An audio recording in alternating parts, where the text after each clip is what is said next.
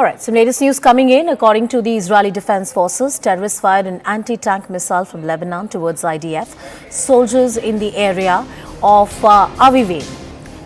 That's the area where they have been affected. No injuries were reported.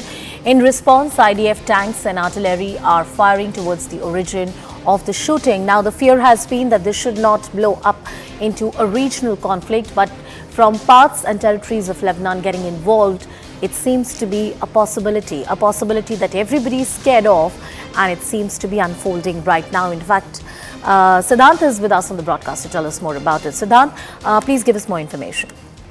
Well, yes, that's right. You are absolutely right. This war is at a risk of becoming a regional conflict. Right now, attempts are being made so that it remains only between Hamas and Israel, or for that matter, Israel and Lebanon, Israel and Hezbollah. But look, Hezbollah has direct affinity with the government of Iran.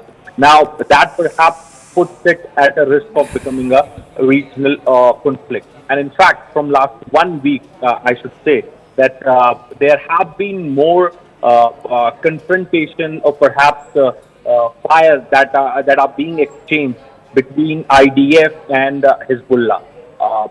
Air-to-air missiles, and in fact on ground also the anti-tank systems are being destroyed by IDF.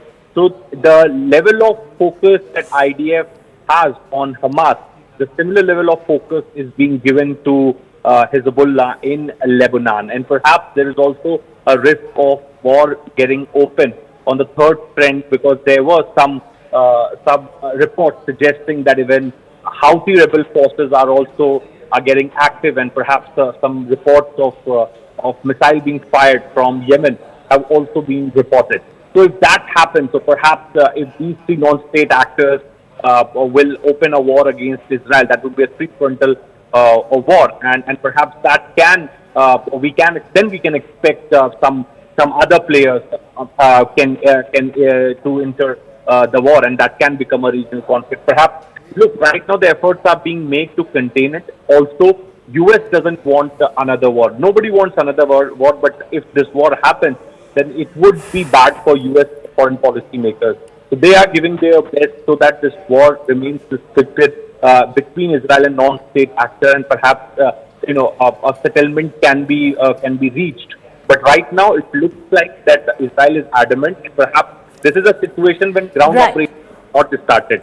Absolutely. Imagine what will be the response when Israel will start ground operations in Gaza. All right. There were attempts to start certain ground operations, but of course, the hostage crisis in Gaza, where various Israeli citizens have been held hostage, is a very, very worrying trend.